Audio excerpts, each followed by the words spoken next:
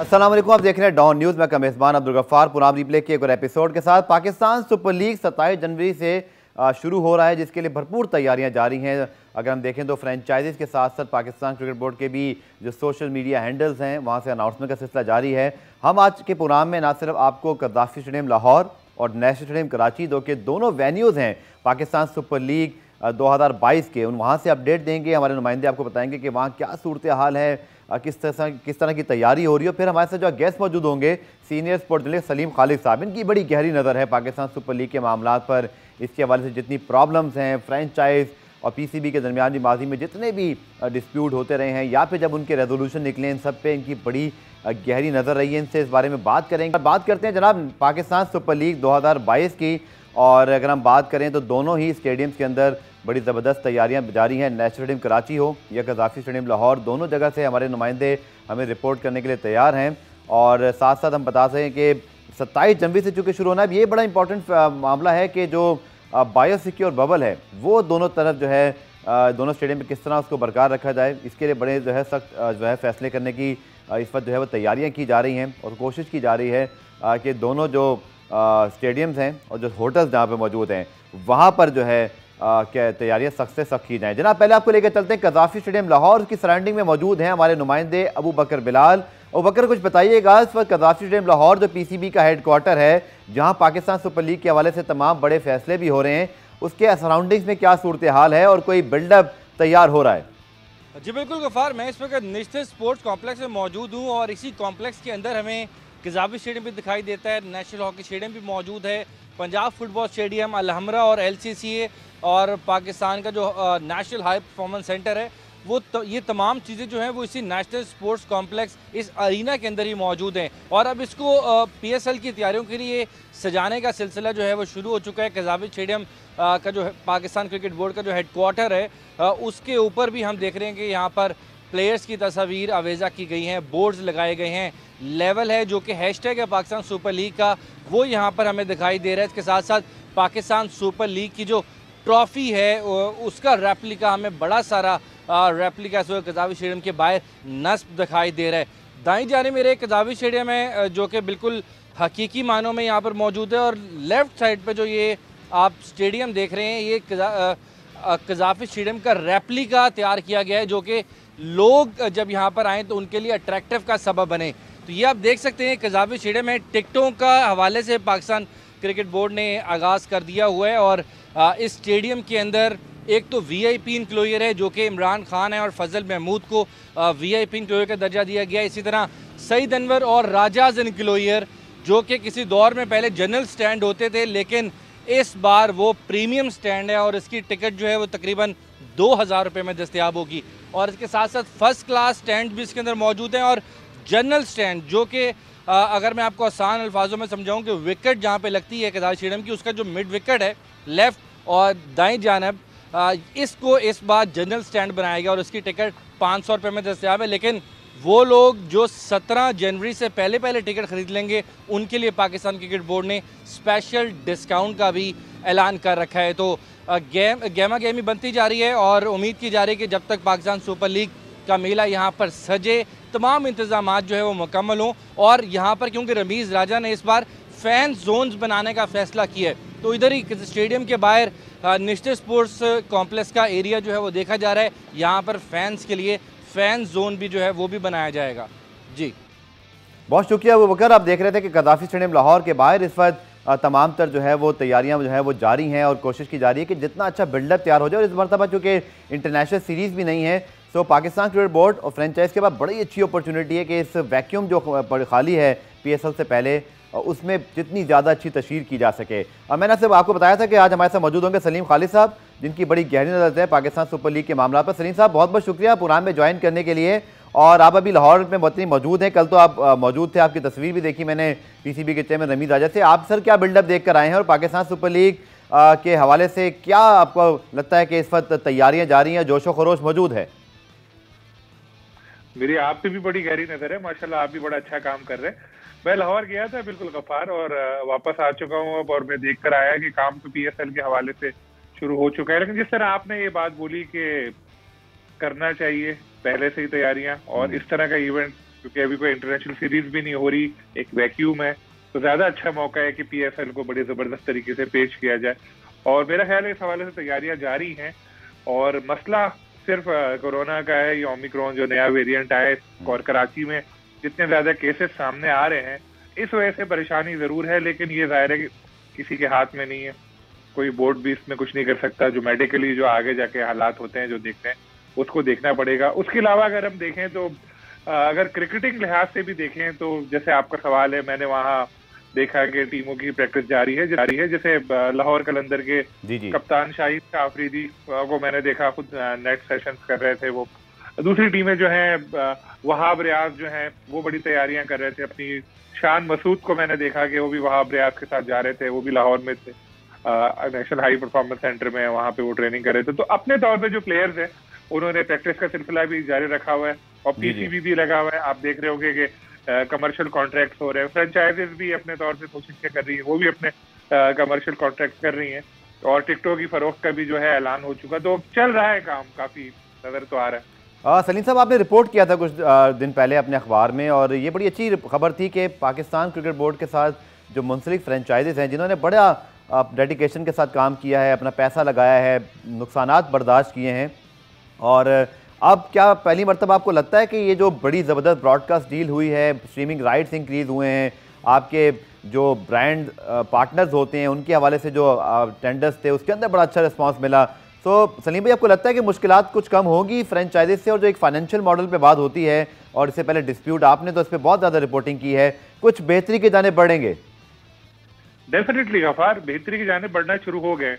जो फ्रेंचाइज के ओनर्स हैं, जो मुंह लटकाए फिरते थे, अब उनके चेहरे जो है वो मुस्कुरा रहे हैं, वो खुश हैं, क्योंकि उनको नजर आ रहा है कि पैसा आने वाला है। और मैं इसका क्रेडिट दूंगा जो चेयरमैन पीसीबी रमीज राजा हैं उनको, उनके आने के बाद ये हुआ। क्योंकि देखिए, जो बाकी लोग हैं वो तो तकरीबन वही हैं जैसे जो पहले थे, सलमान नसीर भी थे पहले, दूसरे लोग भी थे, लेकिन अब एकदम से क्या, पाकिस्तान में कोई दूध की नहरें नहीं बहने लगी, कोई पाकिस्तान में बड़ा पैसा नहीं आ गया एकदम के जो रेट है वो डबल हो गए। लेकिन जाहिर है जो चेयरमैन अच्छा हो, वो अगर देखे सारी चीजें तो फर्क पड़ता है। तो उनके आने के बाद मुझे नजर आया कि फर्क पड़ा। हर कॉन्ट्रैक्ट जो है आप देखें वो दुगनी तिगनी कीमत पे हो रहा है। एक और चीज जो कम लोगों को पता है वो ये है कि जो फ्रेंचाइज के नुमाइंदे होते हैं इन कमेटीज में, उनका भी बड़ा अहम किरदार है। खास तौर पे लाहौर कलंदर के समीर राना है, मुल्तान सुल्तान के हैदर अजहर हैं, इन लोगों ने भी बड़ा अहम रोल प्ले किया है। और ये लोग भी जाहिर है बताते रहते थे और देख रहे थे, बिड कमेटीज में भी ये थे। तो इन सब का एक पेज पे आके पीसीबी का, फ्रेंचाइजेस का, और फिर काम करना, उससे ये कामयाबी इनको मिली।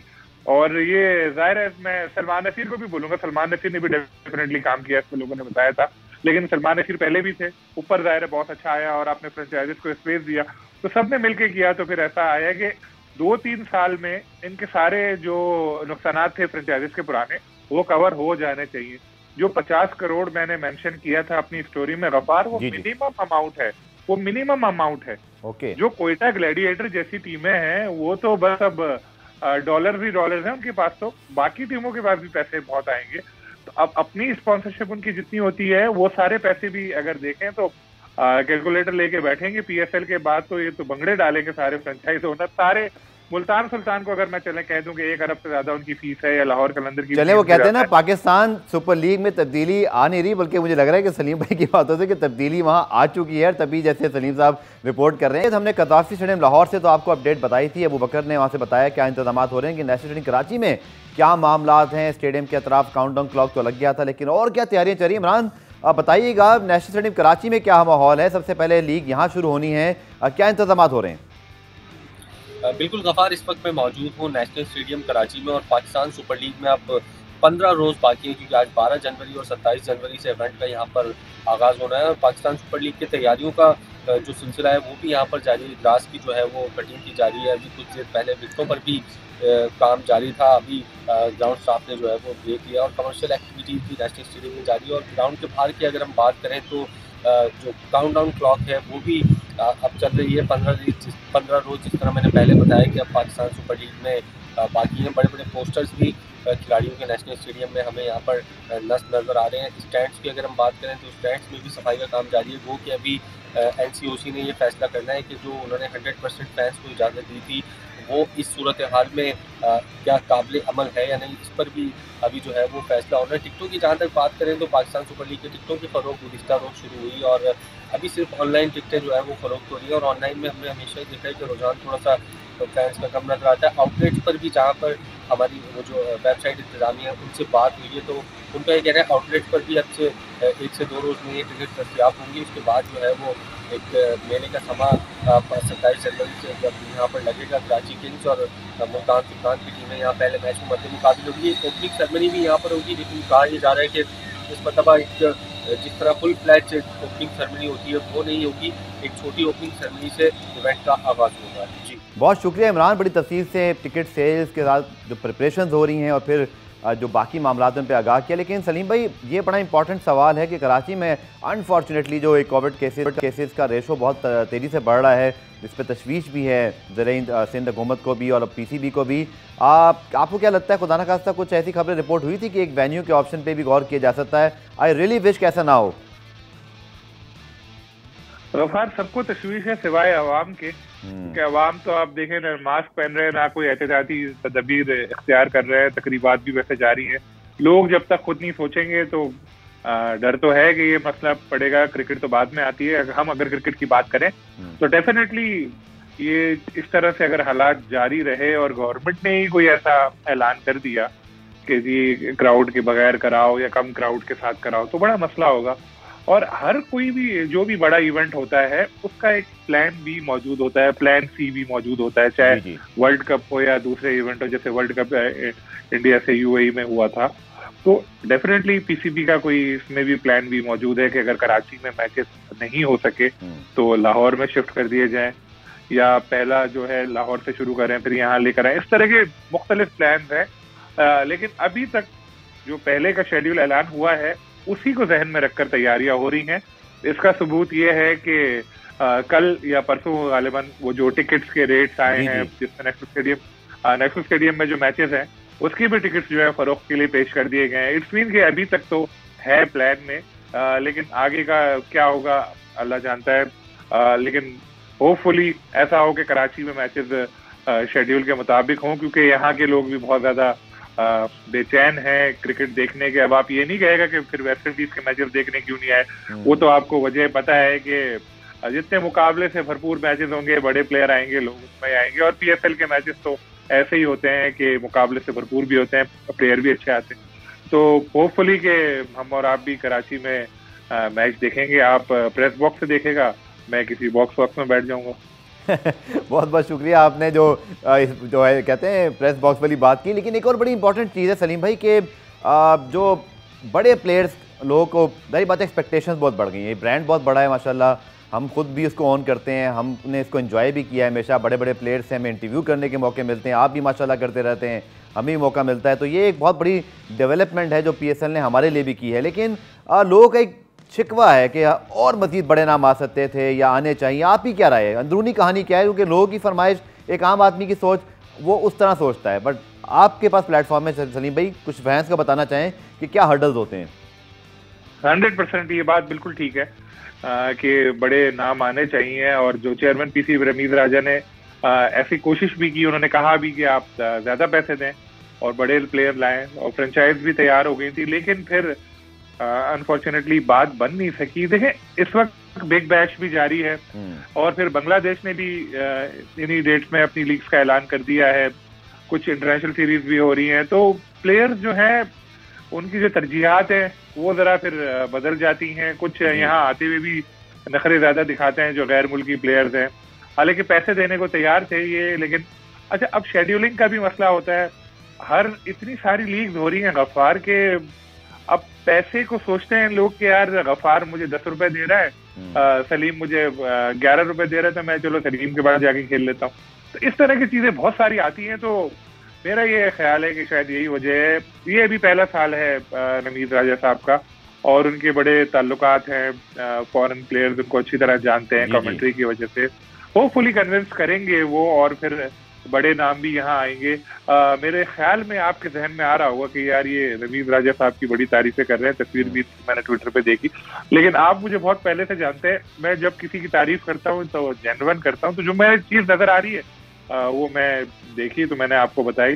तो उम्मीद यही है कि PSL बाद में और बड़ा ब्रांड बनेगा, क्योंकि एक साल पहले तो PCB और फ्रेंचाइजीज दस्ते गिरेबान थे, मामला कोर्ट में जा चुका था, अदालत में थे। आज जो साथ बैठ के जप्पियां डाल रहे हैं तो इट्स मीन कि कुछ ना कुछ तो बकौल आपकी कि तब्दीली आ नहीं रही, तब्दीली आ गई है। पाकिस्तान सुपर लीग के बाद हम बात करते हैं एक ऐसे टॉपिक की जिसने कल पूरे दिन जो है सोशल मीडिया पर और फिर इंटरनेशनल क्रिकेट फ्रंट पर जो है वो हेडलाइंस में जगह बनाई। वो है जनाब रमीज राजा साहब, पाकिस्तान क्रिकेट बोर्ड के चेयरमैन। पहले उनका एक उनके हवाले से खबर आई ऑस्ट्रेलियन मीडिया में, फिर कल रात उन्होंने खुद ट्वीट किया कि एक मॉडल वो उन्होंने प्रपोज करना है जिसमें पाकिस्तान के साथ साथ इंडिया, ऑस्ट्रेलिया, इंग्लैंड मौजूद हों, जिसका रेवेन्यू भी तमाम मेंबर्स को जाएगा। लेकिन फिर ये बात भी हमने देखी सलीम साहब कि 2019 में सौरव गंगुली भारतीय क्रिकेट बोर्ड के सदर कमोबेश यही बात कर चुके हैं कि ऑस्ट्रेलिया और इंग्लैंड के साथ मिलकर वो कोई एक 3 मुल्की या 4 मुल्की सीरीज़ कराएं, बट वो भी प्रैक्टिकली हो नहीं पाया। तो आपको लगता है कि ये वर्केबल है ये आइडिया? ऑलरेडी इस पे भारत खुद काम कर चुका है, भारत के बगैर तो ये आइडिया चल ही नहीं सकता। इंडियन क्रिकेट बोर्ड को कभी भी एतराज नहीं है कि पाकिस्तान के साथ कोई सीरीज हो या किसी सीरीज में पाकिस्तान को इन्वॉल्व करे। वो तो इंडियन गवर्नमेंट जो है वो मसला करती है, और इंडियन गवर्नमेंट भी जब कोई ऐसा टूर्नामेंट हो ICC का या ACC का तो उसमें अपने बोर्ड को इजाजत देती है कि टीम को भेजे। तो 4 मुल्की टूर्नामेंट जो है वो भी एक तरह का बायोलैटरल सीरीज तो जाहिर है नहीं, तो इस तरह की कोई इसमें मसला तो आना नहीं चाहिए। लेकिन फिर वो होना भी किसी थर्ड या कंट्री में चाहिए, जैसे ऑस्ट्रेलिया में हो या इंग्लैंड में हो। पाकिस्तान और भारत पे अगर हुआ तो फिर वही मसाइल आ जाएंगे, भारतीय बोर्ड बोलेगा हम अपनी टीम को पाकिस्तान नहीं भेजेंगे, और पाकिस्तानी टीम इंडिया जाएगी तो वहां पे मसाइल होंगे। तो हो सकता है, ऐसा नहीं है लेकिन कि ये अगले साल ही हो जाए, टाइम लगेगा, मंसूबा अच्छा है, पैसा आएगा। क्रिकेट होती पैसे के लिए, जब ये सारे इनके अकाउंटेंट्स कैलकुलेटर लेके बैठेंगे, जब पता चलेगा यार इतने इतने पैसे आ रहे हैं तो बोलेंगे खेलो, व्हाई नॉट, क्यों नहीं खेलेंगे। तो हो सकता है, लेकिन ये नहीं ओवरनाइट का नहीं समझे आप कि ये कल हो जाएगा, परसों हो जाएगा, एक साल में। मुझे लग रहा है टाइम लगेगा इसमें काफी। और जैसा आपने कहा कि आपकी मुलाकात कल हुई, हमने देखी भी तस्वीर और आप भी मुस्कुरा रहे थे, रमीज राजा साहब भी मुस्कुरा रहे थे, तो देख के अच्छा लगा कि चलें अच्छे रिलेशनशिप मीडिया और क्रिकेट बोर्ड के चेयरमैन के होने चाहिए। और अच्छी बात है 2022 में अगर हम हेडलाइंस ही पढ़ें कि पाकिस्तान में 4 बड़ी टीमें आनी है, पाकिस्तान सुपर लीग भी हो रहा है, तो इसका सीधा मतलब है कि चीज़ें राइट ट्रैक पर, अल्लाह करे सारे वादे पूरे हो जाएँ। मेरा सवाल भी सलीम भाई यही है कि ऑस्ट्रेलियन टीम ने आना है, कुछ ना कुछ इंटरव्यूज़ वहाँ से आ रहे हैं, कुछ ये भी हिंट है शायद कुछ प्लेयर ना आए, लेकिन उनके बोर्ड ने इसको बुरी तरह अब तक इंटैक्ट रखा हुआ है। वो कोई ऐसी बात नहीं कर रहे जिससे कोई इस दौरे पर बोर्ड की जाने से कोई बात आए। लेकिन आपको क्या लगता है अंदरूनी हकाइक क्या हैं, ज़मीनी हकाइक क्या हैं? ऑस्ट्रेलिया की टीम वादे के मुताबिक पूरी 11 उनकी आ सकेगी, फर्स्ट चॉइस जो है? गफार, मैं अगर आप मुझे इजाजत दें तो जो मुलाकात वाली बात बोली है उस पर मैं कुछ बोलूं या ऑस्ट्रेलिया? बिल्कुल बिल्कुल बोलिए।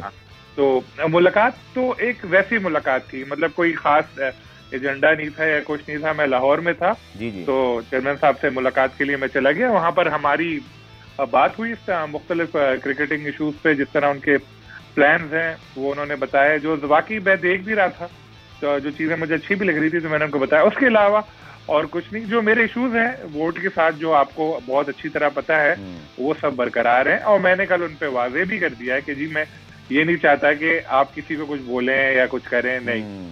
मैं बस एज एक सहाफी आपसे मिलने के लिए आया हूँ, इधर उधर की हमारी बात। लेकिन किसी के लिए मैं ये नहीं कहता कि मैं किसी का कहूँ कि भाई मेरे से फला सीरीज में एक्रेडिटेशन हो जानी चाहिए, ऐसा हो जाना चाहिए, वो हो जाना चाहिए, वो मैंने कभी नहीं किया, ना मैं आइंदा कभी इंशाल्लाह करूंगा। अब आपकी बात आ गई वो सीरीज के हवाले से ऑस्ट्रेलिया की, तो ऑस्ट्रेलिया से बड़े अच्छे अच्छे इशारे आ रहे हैं अफार। ऑस्ट्रेलियन क्रिकेट बोर्ड बहुत ज्यादा कीन है अपनी टीम भेजने के लिए। ऑस्ट्रेलियन क्रिकेट एसोसिएशन के जो चीफ है, अमूमन वही इन मामलात में, जो प्लेयर्स एसोसिएशन है वही बीच में पड़ के ना प्रॉब्लम्स क्रिएट करती है। लेकिन उसने भी बड़ा पॉजिटिव बयान आया उधर से भी। उनके जो चीफ है, नाम मुझे याद नहीं है, उन्होंने खुद कहा कि मैं खुद प्लेयर्स के साथ पाकिस्तान जाऊंगा। ठीक है। इसका प्लेयर्स बहुत अच्छा असर पड़ता है। वो कहते हैं यार ये खुद आ रहा है, वरना तो अमूमन यही होता है ना कि खुद तो अपने बच्चों के साथ बैठे हुए हो, हमें भेज दिया तुमने, अब ये नहीं होगा। तो ये भी अच्छा है। लेकिन आजकल के दौर में कोई भी सीरीज हो, कहीं पे भी हो, तो कुछ प्लेयर्स जो हैं वो दस्तबरदार होते हैं बिकॉज ऑफ कोविड।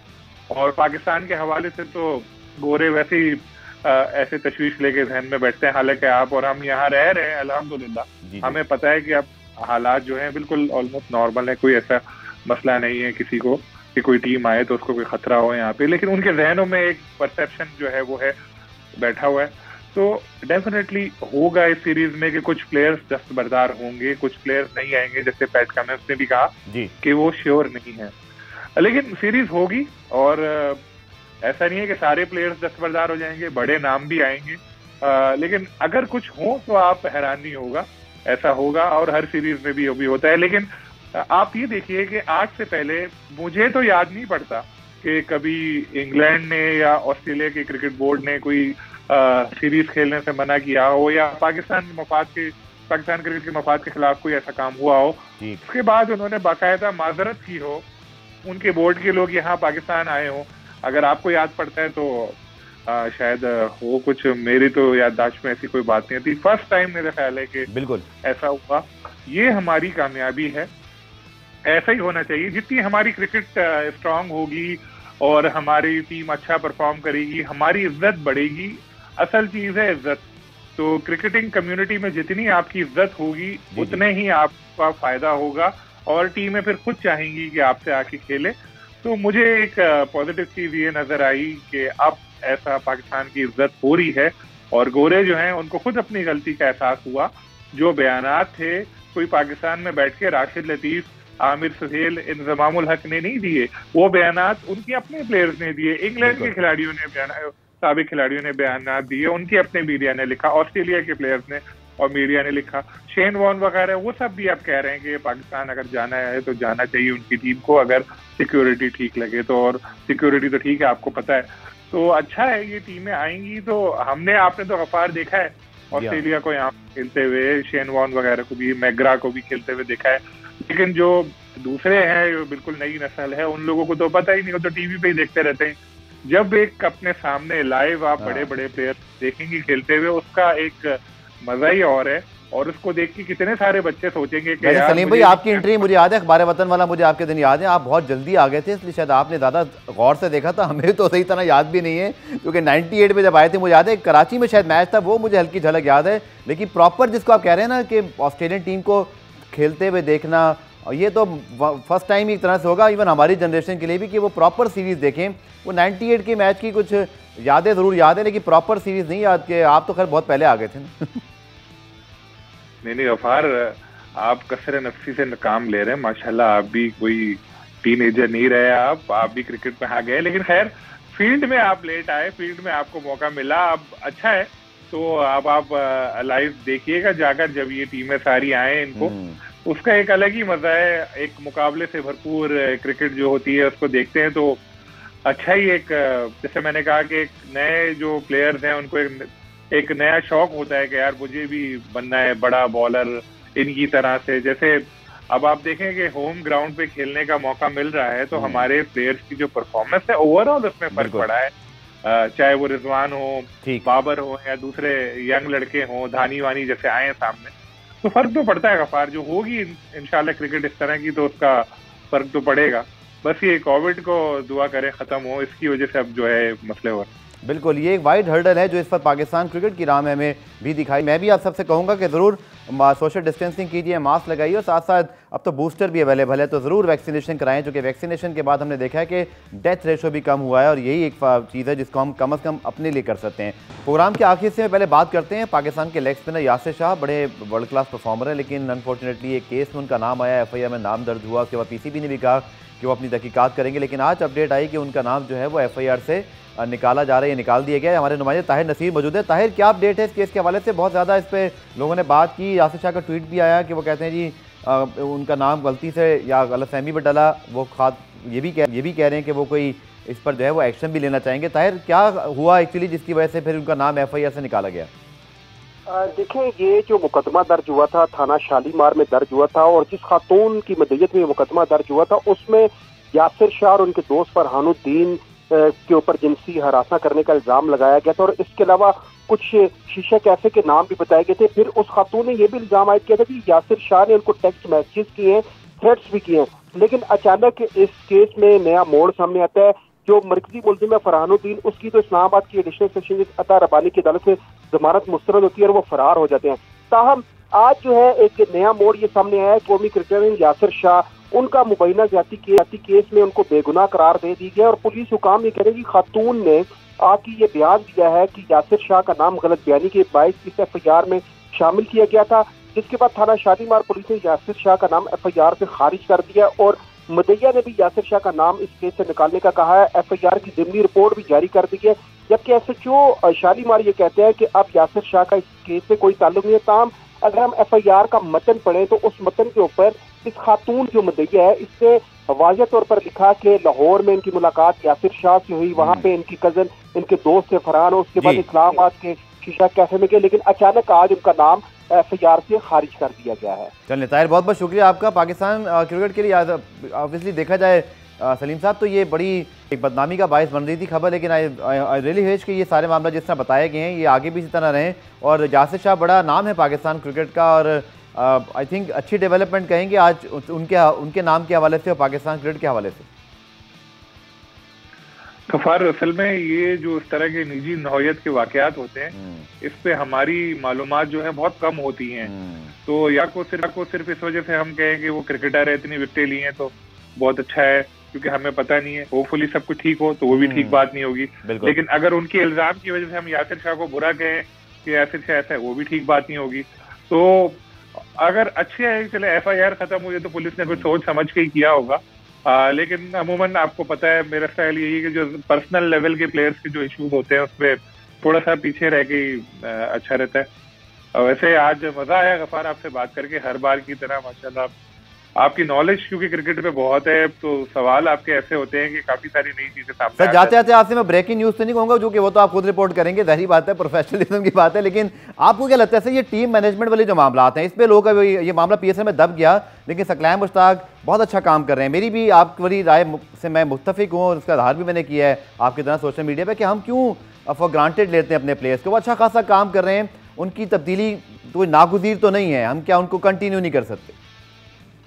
100% गफार, बिल्कुल करना चाहिए। जो अच्छा परफॉर्म कर रहा है और अगर पाकिस्तानी है तो आप उसको बिल्कुल रखिए, मगर अगर आपको रखना है गैर मुल्की कोच की बस सिर्फ कॉर्नर है तो सकलैन के पास भी बरतानवी पासपोर्ट है, वो भी बरतानिया में रहते थे, अभी आए, अभी भी आते जाते रहते, तो आप सकलैन को समझ लेंगे जी बरतानिया से आया है कोच।